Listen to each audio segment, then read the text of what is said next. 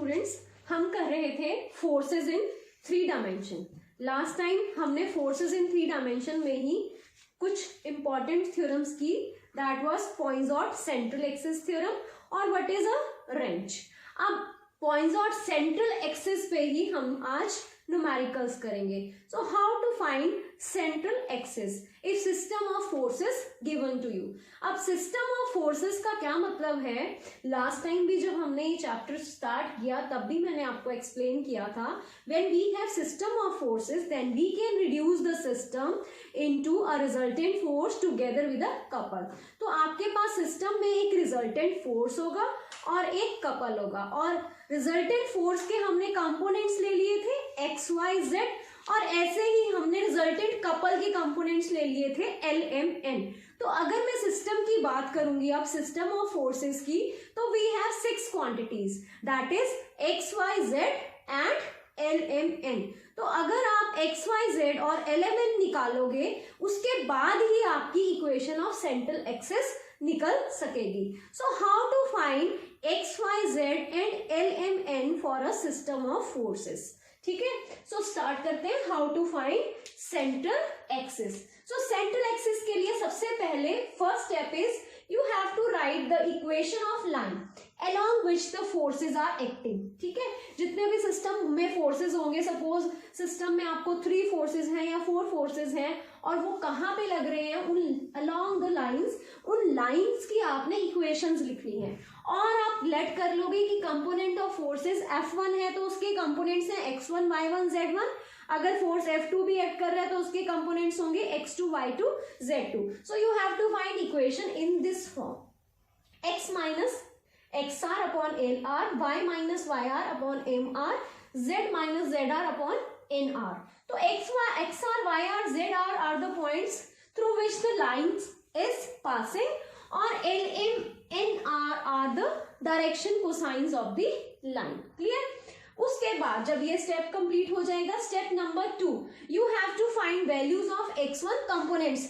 Force F1 के अगर component x1 y1 z1 है तो you have to find x1 y1 z1। और कंपोनेंट्स की वैल्यू कैसे निकलेगी, सपोज आपके पास x1 आपने निकालना है तो it is L1 into F1, where L1, M1, N1 is the direction cosine of the line where force F1 is acting। तो अगर आपने XR निकालना है तो LR into FR, YR निकालना है तो MR into MR FR, and ZR निकालना है तो NR into FR, where LR, MR, NR are the direction cosines of the line। तो उसके बाद आप निकालोगे सारे components.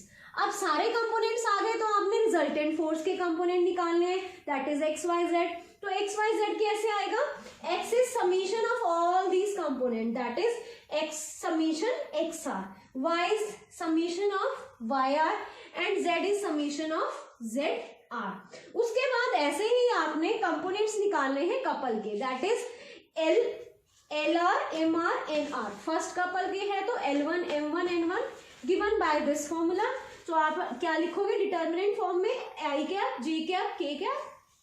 So it is x are, Y are, Z r. अब x are, Y are, Z are क्या है, इनिशियल पॉइंट्स जहां से लाइन 1 पास कर रही है। ठीक है, और X are, Y are, Z are क्या है, कंपोनेंट्स ऑफ द फोर्सेस। ठीक है, सो आपके पास एल आर आ जाएगा, कैसे आएगा, l r is component of i, is coefficient of i cap, coefficient of i cap this into this minus this into this. So l r किसके equal आएगा, y r into z r minus z r into y r. इसी तरह m r और n r. फिर आपके पास l M n components of resultant couple, वो कैसे आएंगे, summation l r, summation m r and summation N R. Now we will write, आपके पास आ गया X Y Z and L M N. Now we will write equation of central axis. Now equation of central axis is given by equation of central axis is given by, आपने equation कैसे लिखनी है, आपने this is L equal to M equal to N। ये मैं इसलिए आपको लिख के दिखा रही हूँ ताकि this is the method to learn, ताकि आपको कोई कंफ्यूजन ना हो कि आप याद करके भूल जाते हो। तो सबसे पहले आपने ऐसे ही L M N लिख लेना है, फिर X वाई जेड। क्लियर? उसके बाद अगर यहाँ पे स्मॉल एक्स है तो यहाँ पे आप माइनस लगाओगे सब जगह।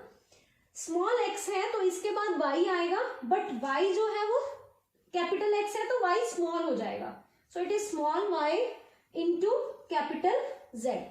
अगर एक्स नीचे है तो ऊपर अब एक्स नहीं आएगा, minus small Z into capital Y, इस तरह से। ठीक है, अब यहाँ पे आपके पास कैपिटल वाई है तो वाई के पास जेड आएगा बट स्मॉल में। स्मॉल जेड, नीचे वाई है तो ऊपर x capital, minus X into capital Z. Clear? अब यहाँ पे कैपिटल जेड है तो जेड के बाद फिर से X, but it is in small, capital Y minus Y into capital X. So this is equation of central axis. इसी तरह आपने इसको लर्न करना है। It is easy to learn in this way अगर आप इसको ऐसे लिखते हो। उसके बाद what is pitch of the system? Pitch is k upon r, that is equal to lx plus my plus nz upon x square plus y square plus z square.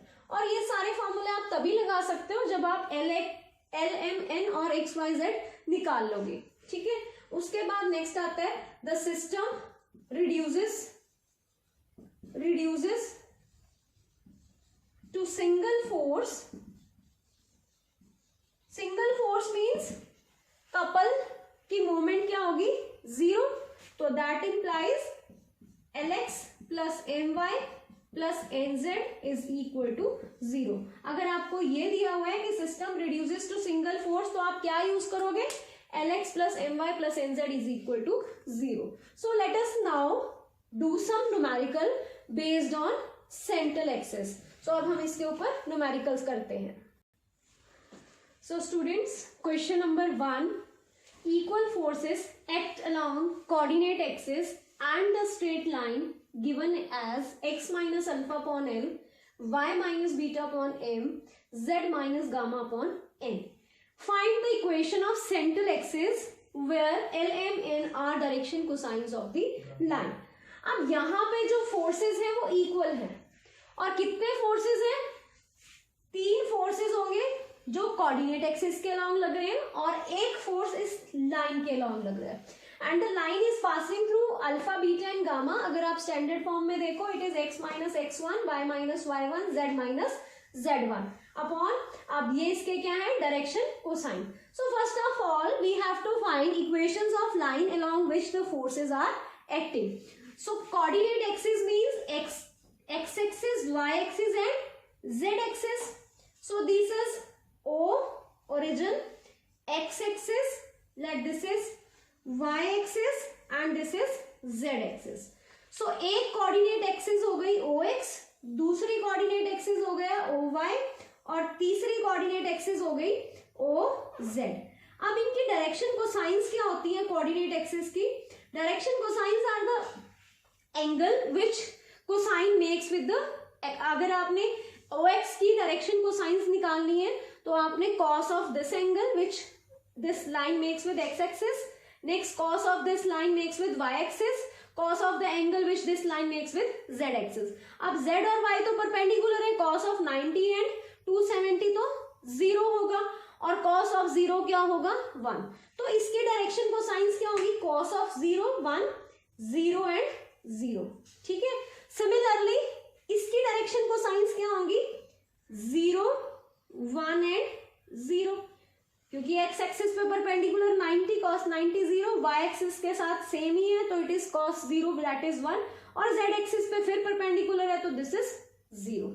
Next अब z axis की 0, x axis के साथ perpendicular, y axis के साथ भी perpendicular और z axis के साथ cos of gamma that is 0 which is 1, cos of 0 is 1। So x axis की हो गई 1 0 0, y एक्सिस की हो गई डीसीज 0 1 0 और z एक्सिस की डीसीज हो गई 0 0 1। और ये सारी कोऑर्डिनेट एक्सिस कहां से पास कर रही है? ओरिजिन से। ठीक है, so let first force is acting along OX that is P, क्योंकि फोर्सेस इक्वल है। ये भी फोर्स ले लेते हैं F2, F1 को ले लो P, F2 को भी ले लेते हैं हम P because all the forces are equal, और this is F3 which is also equal to P.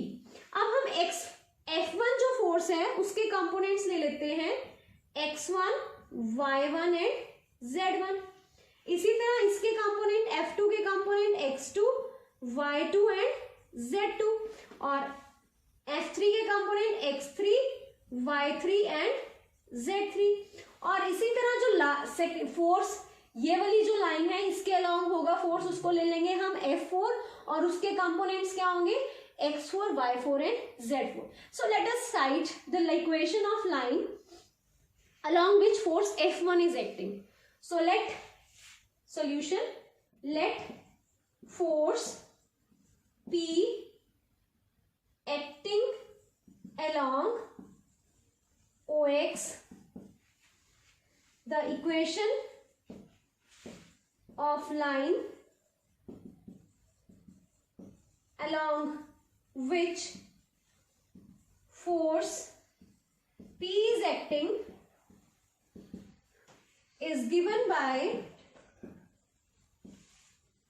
कैसे लिखेंगे, x minus x1 0 upon 1, y minus y1, x1 y1 z1 जहां से लाइन पास कर रही है वो है 0 0 0 अपॉन 0, डायरेक्शन को साइन से डिवाइड कर रहे हैं, z minus 0 upon 0. So this is equation of line, mark this as 1. ठीक है. So let the equation of line, the equation of line along which force F2 is equal to P is acting, given by क्या है, x minus 0 upon 0, y minus 0 upon 1, z minus 0 upon 0. This is 2. Next let the force, यहां पे ये लिखो, late पहले ये लिखना, let the force P is acting along OX, then equation of line along which force is acting is given by this. Let the force P is acting along OZ. The equation is given by x minus 0 upon 0, y minus 0 upon 0, z minus 0 upon 1. So this is 3. So आपने तीनों lines की equation लिख ली. अब हमने क्या निकालने हैं, components. अब इस फोर्स के कंपोनेंट x1, y1, z1 वो कैसे निकलेंगे, force into the direction cosines. ठीक है. सो अब इनके कंपोनेंट्स निकालते हैं. अब हमने स्टूडेंट्स ये तीनों लाइंस लिख ली हैं. अब हमारी एक फोर्थ लाइन जो गिवन है, so let the force P is acting along line उसको आप number 1 along the line is given by the equation along given line, the equation is given by x minus alpha upon n, y minus beta upon n, m, z minus gamma upon m. This as number 4. तो हमने सारी lines की equation लिख ली. अब आपने निकालना है components. ठीक है. So late x1, y1, z1 be components of force P acting along line 1. ठीक है. So what is x1? L1 into force. Force is P. What is L1? It is 1. ठीक है. This is L1, M1, N1. This is line 2 के along L2, M2, N2. line 3 के along L3, M3, N3 और line 4 के along L4, M4, N4. So it is x1 is L1 into force P. ठीक है. What is y1? M1. This M1 is 0 into force. Components कैसे निकालने हैं, direction cosines of the line multiplied by the force acting along the line. Force acting is P. What is Z1? This is 0 into P. उस direction को science क्या है line के 1 0 0 और components x1 कैसे आएगा मल्टीप्लाई विद P. P 0 0. सो आपके पास P 0 0. ठीक है. उसके बाद late x2 y2 z2 be components of force P acting along 2 line 2. clear? so line 2, this is line 2. so इसको भी क्या करोगे कंपोनेंट्स x2 कैसे आएगा direction cosine multiply with the force. so 0 into P 1 into P 0 into P. so what is x2? it is 0 into P. what is y2? it is 1 into P. ये देख लो आप direction को science. what is z2? it is 0 into P. clear? next is let x3 y3 z3 be components of force along acting along 3. ठीक है. सो आप पूरा लिखोगे be the components of force P acting along 3. so this is components of force P acting along 3. so what is x3? this is 0 into P. what is y3? 0 into P. what is z3? 1 into P. ठीक है. Direction को science multiply with the force acting along that line. so it is 0 into P. y3 is 0 into P and z3 is 1 into P. उसके बाद line 4 let x4 y4 z4 be the components of P acting along line 4. clear? so what is x4? this is direction को sign और force क्या है P. so it is L into P. what is y4? y4 is N into P. what is z4? z4 is N into P. so अभी तक हमने क्या किया equation of line निकाली और उसके बाद कंपोनेंट्स निकाले. ठीक है. सो स्टूडेंट्स अभी तक हमने क्या किया कंपोनेंट्स निकाल लिए. x1 y1 z1 force P acting along OX. x2 y2 z2 force P acting along OY.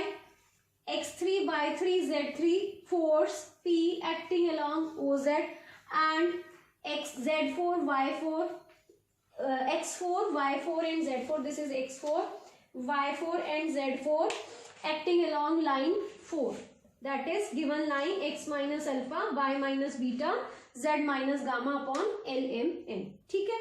यहां तक क्लियर है. अब आपने इस सिस्टम में आपको 4 इक्वल फोर्सेस दिए हुए थे which are acting along 4 different lines. Clear. अब आपने उन चारों फोर्सेस के कंपोनेंट्स निकाल लिए but we are interested in single resultant force. So let X Y Z be the component of the resultant force. So X Y Z हम कैसे निकालेंगे. X Y Z is summation of all this. So X is summation of x1. This is x1 plus x2 plus x3 plus x4. so what is x? this is P plus LP. what is y? y is P plus MP. what is z? P plus n times P. clear? तो x y z है क्या यहां पे पहले आप लिखोगे late x y z be components of resultant force given as x is this, y is this and z is this. अब जैसे आपने कंपोनेंट्स ऑफ रिजल्टेंट फोर्स निकाल लिए x y z आपने निकालना है क्या है equation of central axis. Equation of central axis के लिए you need x y z as well as L M N N और L M N क्या है components of the resultant couple. उसके लिए अब आपके पास 4 फोर्सेस हैं 4 डिफरेंट लाइंस हैं तो वो लाइंस के अलोंग भी आपके पास उन एक्सिस के अलोंग भी आपके पास 4 डिफरेंट कपल्स. ठीक है. सो L1 M1 N be the components of the couple which is acting along line OX. Clear. So ये L1 M1 N1 इस ये जो लाइन OX है इसके अलोंग है कंपोनेंट्स ऑफ द कपल और L2 M2 N2 जो है वो OY के along. L3 M3 N3 line OZ के अलोंग और ये जो फोर्थ गिवन लाइन है इसके लॉन्ग L4 M4 N4। सो आपने वो चारों कंपोनेंट्स पहले निकालने हैं और फिर सबमिशन करेंगे जब हम उसका, तो L आ जाएगा L1 plus L2 plus L3 plus L4, इसी तरह M आ जाएगा और इसी तरह N। फिर हम लिखेंगे equation of central axis. So let us find I cap L1 फॉर्मूले से M1 consider L1 I cap M1 J cap plus N1 K cap. What was the formula? This is given by I J cap K cap जो मैंने पहले लिखवाए थे working rule में, और यहाँ पे क्या था इनिशियल पॉइंट जहां से L1 M1 N1 जिस लाइन के लॉन्ग एक्ट कर रहा है। सो इसका इनिशियल पॉइंट क्या है 0 0 0, जहां से ये पास कर रही है x1 y1 z1, this is 0 0 0, ये आपने देखना। सो इट इज 0 0 एंड 0। उसके बाद आपने देखने इसके कंपोनेंट्स, इसके लॉन्ग कंपोनेंट्स क्या है x1 y1 z, components of the forces. So it is p 0 and 0, so it is p 0 and 0। सो जब आप कैलकुलेट करोगे L1 वो भी 0 आएगा, M1 कैलकुलेट करोगे वो भी 0 आएगा, N1 कैलकुलेट करोगे वो भी 0 आएगा। ठीक है, सो यहां से तो आपके पास डायरेक्टली L1 0, M1 0 और N1 0। क्लियर? कैसे आया वो भी देख लो।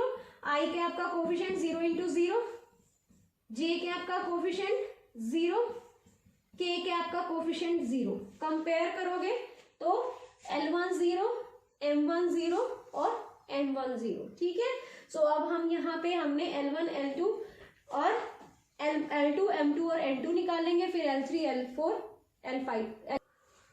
सो next is L2, consider L2 I cap M2 J cap plus N2 K cap which is equal to I J K। ठीक है, अब ये जो लाइन है, ये जो L2 M2 N2 है, ये components of couple along line 2। अब लाइन 2 का इनिशियल पॉइंट कहां से पास कर रही है 0 0 और 0 से। So write down here the initial point where the line 2 is passing, और उसके बाद components x2 y2 z2 is 0 p and 0। आप इसको कैलकुलेट करोगे फिर से L2 0, M2 0 and N2 0। Similarly अब आप देखो I cap L3 M3 J cap N3 K cap, this is equal to I J K।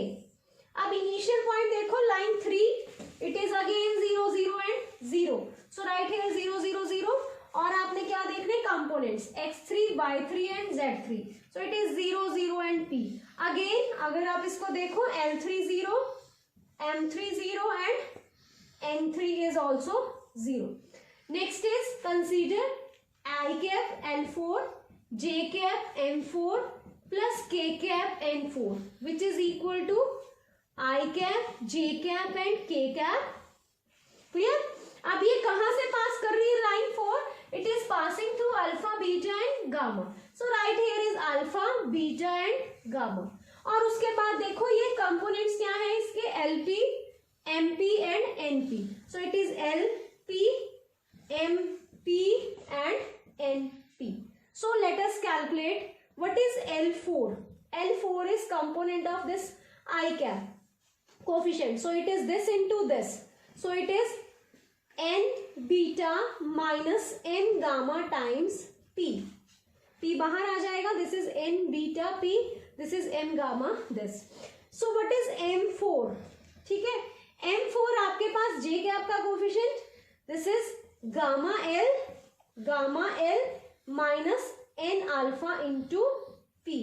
what is N4? coefficient of K cap, this into this minus this into this, so it is M alpha minus L beta, so it is times P। अब आपने L4, अब L4 M4 N4 आ गया, so what is L? component of the resultant couple, that is addition of L1 plus L2 plus L3 plus L4। L1 0 था, L2 0 है, L3 0 है, so L क्या हो जाएगा this, इन सबको ऐड करोगे तो ये सिंपल L4 के इक्वल। ठीक है, उसके बाद M क्या आएगा, M1 0 था, M2 0, M3 0, m for this. So what is m? So it is gamma L minus n alpha into p. Clear? उसके बाद what is n? n is addition of all this. So it is m alpha minus l beta into p. So ये आपके पास components of resultant couple आ गए और ये आपके पास components of resultant force थे. तो आपके पास 6 quantities आ गई x, y, z as well as L, M, N. Now we will write equation of central axis. So equation of central axis is now given by L. अब हम इसी तरह इसको लिखेंगे ताकि आपको लर्न हो जाएगी. L, M, N. Clear? X, Y, Z और यहाँ पे आपके पास कैपिटल X है तो ऊपर से हम small y into Z minus Z into small capital y. Clear?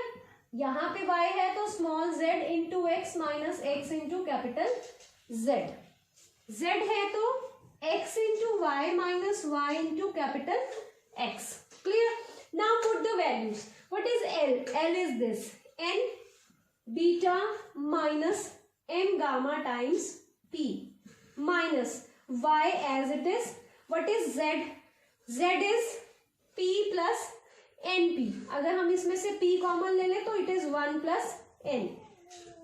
Minus minus plus z into y. What is y? y is p common अगर हम ले लें तो it is 1 plus m. Divide में आपके पास x. x is p times 1 plus n. Clear? Is equal to m. What is m? This is gamma L minus n alpha into p minus z into x. What is x? p plus 1 plus n. Clear? Plus x into z. What is z? p plus 1 plus n. Divide में y. What is y? p times 1 plus m. Is equal to, what is n? n is m alpha minus l beta into p minus x into y. p 1 plus m plus y. What is x? It is p 1 plus n. Divide में आपके पास क्या है? z. What is z? p 1 plus n. ठीक है? अब यहां से p overall cancel, यहां से p cancel, this cancels with the denominator p और यहां से भी p आपके पास कैंसिल. सो और तो ये सॉल्व नहीं होता. सो this is equation of central axis. So students, हमने सेंट्रल एक्सिस के ऊपर बेस्ड सबसे पहले इस वीडियो में वर्किंग रूल किया, फिर उसी के ऊपर बेस्ड हमने एक क्वेश्चन न्यूमेरिकल सॉल्व किया. तो इस न्यूमेरिकल में मैंने आपको बताया how to find X Y Z L M N और उसके बाद how to write equation of central axis. In next video we will continue with the same numerical based on the central axis. So thank you for watching the video.